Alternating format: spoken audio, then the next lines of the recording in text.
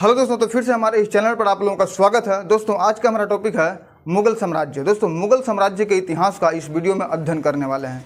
तो चलिए दोस्तों वीडियो को यहाँ पर शुरू करते हैं। तो देखिए, मुगल साम्राज्य का सबसे पहला शासक बाबर था, जिसका जन्म दोस्तों 14 फरवरी 1483 को ट्रांसऑक्सियाना के एक छोटे से राज्य फरगाना में हुआ था। इसका पूरा नाम दोस्तों जहीरुद्दीन मोहम्मद बाबर था और इसके पिताजी का नाम उमर शेख मिर्जा, जो कि तैमूर वंश के वंशज थे, और इनकी माता का नाम कुतुलुब निगार खानम था।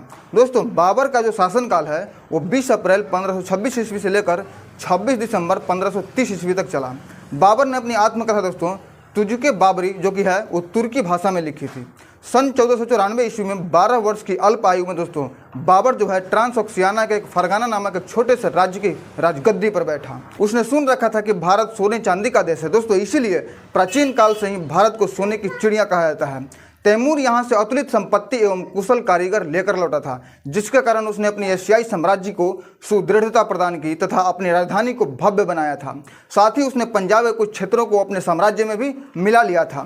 दोस्तों बाबर की भारत विजय की आकांक्षा एक और भी कारण यह थी कि उसे काबुल से बहुत कम आय होती थी। उत्तर पश्चिम भारत की राजनीतिक परिस्थिति भारत में बाबर के प्रवेश के लिए उपयुक्त थी, क्योंकि दोस्तों 1517 ईस्वी में सिकंदर लोदी की मृत्यु हो चुकी थी तथा दिल्ली की गद्दी पर दोस्तों इब्राहिम लोदी आसीन था। दोस्तों सिकंदर लोदी जो है वो दिल्ली सल्तनत के लोदी वंश के दूसरे शासक थे। दोस्तों अफगान सरदारों में एक सबसे दुर्धर्ष व्यक्ति पंजाब का सूबेदार दौलत खान लोदी था। दौलत खान पंजाब का लगभग स्वतंत्र शासक था। दोस्तों दुर्धर्ष व्यक्ति किसे कहते हैं? तो देखिए दोस्तों, दुर्धर्ष व्यक्ति उस व्यक्ति को कहा जाता है कि जिसे परास्त करना या हराना कठिन हो, उसे दुर्धर्ष व्यक्ति कहा जाता है। दोस्तों 1518 से 1519 ईस्वी में बाबर ने भेरा के शक्तिशाली दुर्ग को जीत लिया था। इसके पश्चात जब बाबर काबुल लौटा तो दौलत खान ने उसके प्रतिनिधि को भेरा से निकाल दिया, किंतु 1520 से 1521 ईस्वी में बाबर ने एक बार पुनः सिंधु नदी पार कर आसानी से भेरा और सियालकोट को जीत लिया। तो दौलत खां के पुत्र दिलावर खां के नेतृत्व में एक दूत मंडल बाबर के पास पहुंचा। उन्होंने बाबर को भारत आने के लिए निमंत्रित किया था। दोस्तों पानीपत की पहली लड़ाई 21 अप्रैल 1526 ईस्वी को हुआ था। दोस्तों point should be noted. Panipat की पहली लड़ाई कब हुई थी? 21 अप्रैल 1526 ईस्वी को। दोस्तों किसी भी कॉम्पिटेटिव एग्जाम में पूछा जा सकता है, इसको आप नोट कर लीजिए। इब्राहिम लोदी ने विशाल सेना के साथ पानीपत में बाबर का सामना किया। बाबर ने 12,000 सैनिकों के साथ सिंधु नदी पार की थी। बाबर ने 2 कुशल उस्मानिया तोपचियों उस्ताद अली और मुस्तफ़ा की सेवाएं प्राप्त की थी। उस समय भारत में बारूद का प्रयोग धीरे धीरे विकसित हो रहा था। इस युद्ध में दोस्तों बाबर को कुशल सेना के बल पर विजय प्राप्त हुई तथा इब्राहिम लोदी की मृत्यु हो गई।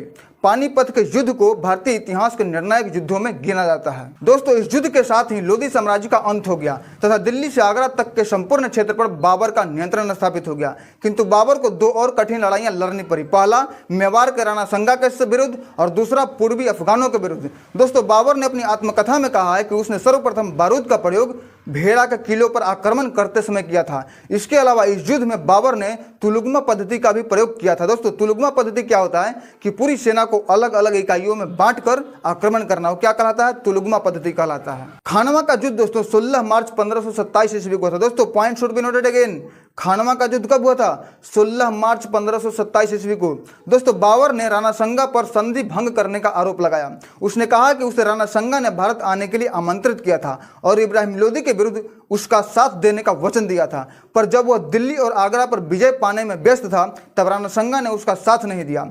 इसी दौरान कुछ अफगानों ने राणा संगा का सहयोग किया। इनमें इब्राहिम लोदी का छोटा भाई महमूद लोदी भी शामिल था, जिसे संगा के विजित होने पर दिल्ली की गद्दी वापस मिल जाने की आशा थी। मेवात के शासक हसन खान ने मेवाती राणा का सहयोग किया था। लगभग सभी राजपूत राजाओं ने राणा के अधीन लड़ने के लिए अपनी अपनी सेनाओं की टुकड़ियां भेजी। दोस्तों राणा संगा के ख्याति बयाना जैसे कुछ सीमावर्ती मुगल ठिकानों के विरुद्ध उसकी प्रारंभिक सफलता की जानकारी से बाबर की सेना में पराजय की निराशा छा गई।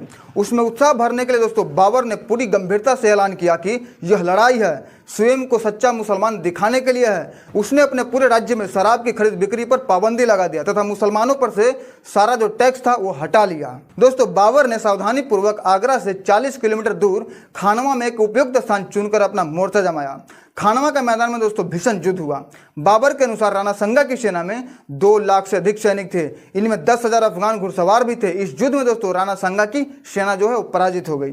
खानवा के युद्ध से दिल्ली आगरा क्षेत्र में बाबर की स्थिति और सुदृढ़ हो गई, जिसके पश्चात उसने मालवा क्षेत्र में चंदेरी के राजा मेदिनी राय पर आक्रमण कर दिया। राजपूत जो है वीरतापूर्वक लड़े, परंतु मेदिनी राय पराजित हुआ। राजपूत स्त्रियां इस युद्ध के बाद जौहर कर ले। दोस्तों जौहर का मतलब होता है कि युद्ध में हार जाने के बाद जो स्त्रियां होती है वो जौहर कुंड में आग लगाकर स्वयं को उसमें कूद जाती है, मतलब कि स्वयं को आत्मदाह कर लेती हैं, उसे वो जौहर कहलाता है। दोस्तों बाबर ने तुर्की भाषा में अपनी आत्मकथा तुजुक ए बाबरी की रचना की थी। इसे बाबरनामा के नाम से जाना जाता है। सर्वप्रथम अकबर के समय में इसका फारसी भाषा में अनुवाद पायंदा खान ने किया था। इसके पश्चात दोस्तों 1590 ईस्वी में अब्दुल रहीम खान ने इसका फारसी भाषा में अनुवाद किया। बाबरनामा का फारसी भाषा से अंग्रेजी अनुवाद सर्वप्रथम लीडन, आर्सकीन व एलिकंग ने 1826 ईस्वी में किया था। कुषाण साम्राज्य के पतन के बाद दोस्तों यह पहला अवसर था जब काबुल और कंधार उस साम्राज्य के अंग बन गए थे, जिसमें उत्तर भारत शामिल था। दोस्तों बाबर ने भारत में एक नई युद्ध पद्धति आरंभ किया। यद्यपि भारत में बारूद की जानकारी पहले से भी थी, परंतु बाबर ने दिखा दिया कि तोपखाने और अश्वरोही सेना के कुशल सहयोग से कितना कुछ प्राप्त किया जा सकता था। उसकी विजय से भारत में बारूद और तोपखाने की लोकप्रियता तेजी से बढ़ी। बाबर को दोस्तों फारसी, अरबी, तुर्की का विशेष ज्ञान था। तुर्की भाषा उसकी मातृभाषा थी। उसका प्रसिद्ध संस्मरण तुजुक ए बाबरी विश्व साहित्य की एक अमर कृति मानी जाती है। एक मसनवी और एक जाने माने सूफी संत की रचना का तुर्की भाषा में अनुवाद उसकी अन्य कृतियां हैं। दोस्तों वह एक गंभीर प्रकृति विशारद था तथा उसने भारत की वनस्पतियां और जीव जंतुओं का वर्णन विस्तार से किया है। उसने कई योजनाबद्ध तरीके से बगीचे लगवाए हैं। उन्हें पानी के तीव्र प्रवाह की व्यवस्था करवाई है। आगरा में ज्यामितीय विधि से एक बाग लगवाया जिसे नूरे अफगान नामक बाग कहा जाता है। इसे आराम बाग के नाम से भी जाना जाता है। दोस्तों बाबर ने सड़क मापने हेतु गज ए बाबरी नामक पैमाने का प्रयोग किया था। बाबर ने राज्य की एक नई अवधारणा का आरंभ किया। इस राज्य का आधार बादशाह की शक्ति और प्रतिष्ठा थी। तो दोस्तों आज के लिए बस इतना ही। इसकी आगे की जानकारी दोस्तों हम अगली वीडियो में करेंगे। तो दोस्तों ये जानकारी आप लोगों को कैसी लगी, अच्छा लगा या खराब लगा, कमेंट करके जरूर बताइएगा दोस्तों। तो फिर मिलते हैं एक नई वीडियो में। तब तक के लिए दोस्तों जय हिंद, जय भारत।